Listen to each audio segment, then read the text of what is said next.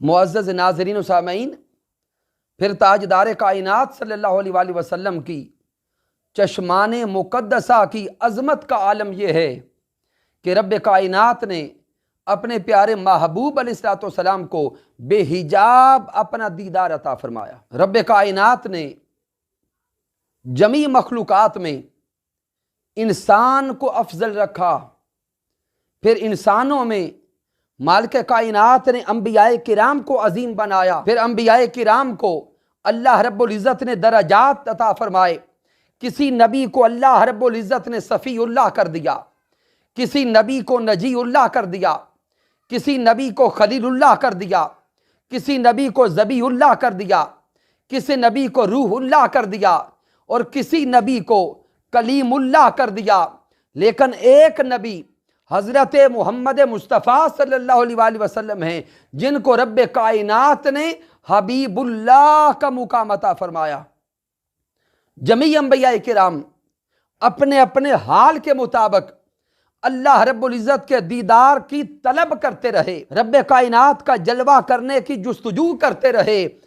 لیکن رب کائنات نے کسی نبی کو بھی بے حجاب اپنا دیدار عطا نہیں فرمایا۔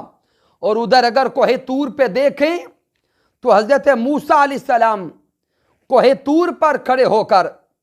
رب کائنات سے التجا کر رہے ہیں، رب ارنی انظر الیک، رب ارنی انظر الیک، اے مالک کائنات بے حجاب اپنا دیدار عطا کر۔ اور اللہ رب العزت کی طرف سے جواب آتا ہے لن ترانی، لن ترانی، اے موسیٰ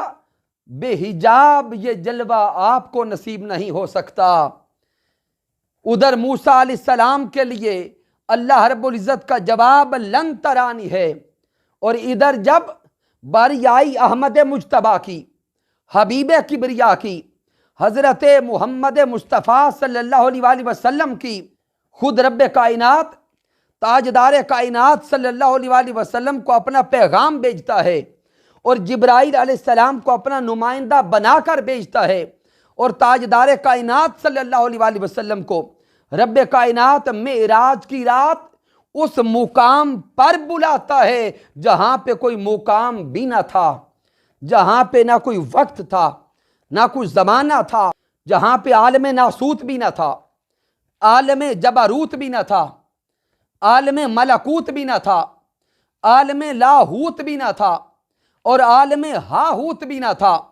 تمام عوالم نیچے رہ گئے، زمین نیچے رہ گئی، آسمان نیچے رہ گئے، عوالم نیچے رہ گئے، عرش نیچے رہ گیا، اور رب کائنات اپنے پیارے محبوب حضرت محمد مصطفیٰ صلی اللہ علیہ وآلہ وسلم کو مقام او ادنا پر بلا کر پردے اٹھا کر بے حجاب اپنا دیدار عطا کرتا ہے۔ اور پھر جب پیارے مصطفیٰ صلی اللہ علیہ وآلہ وسلم کو رب کائنات اپنا دیدار عطا فرماتا ہے اور بے حجاب دیدار عطا فرماتا ہے، اس مقام پر ایک مصطفیٰ تھے، دوسرا خدا تھا، اور کوئی نہ تھا۔ چشمان مصطفیٰ صلی اللہ علیہ وآلہ وسلم سے میرے مصطفیٰ دیکھتے تو سامنے جلوہ خدا کا ہوتا، اور جب خود رب کائنات دیکھتا تو سامنے مکھڑا حضرت محمد مصطفیٰ کا ہوتا۔ اس مقام پر تمام حجابات اٹھ چکے تھے،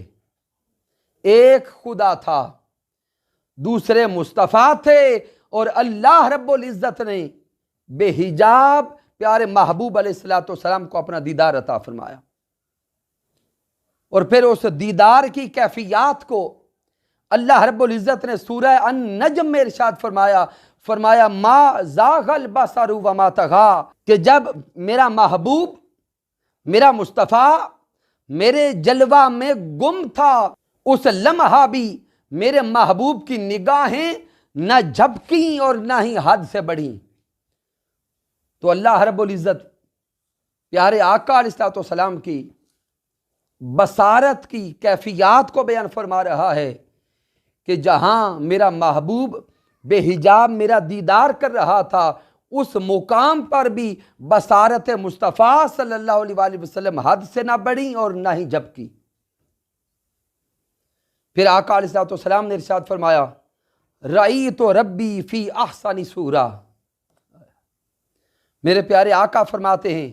کہ میں نے اللہ رب العزت کو اس کی شان کے مطابق خوبصورت شکل میں دیکھا۔ لوگ سوال کرتے ہیں کہ کیا آقا علیہ السلام نے معراج کی رات اپنی چشمان مقدسہ سے اللہ رب العزت کو دیکھا یا نہ دیکھا؟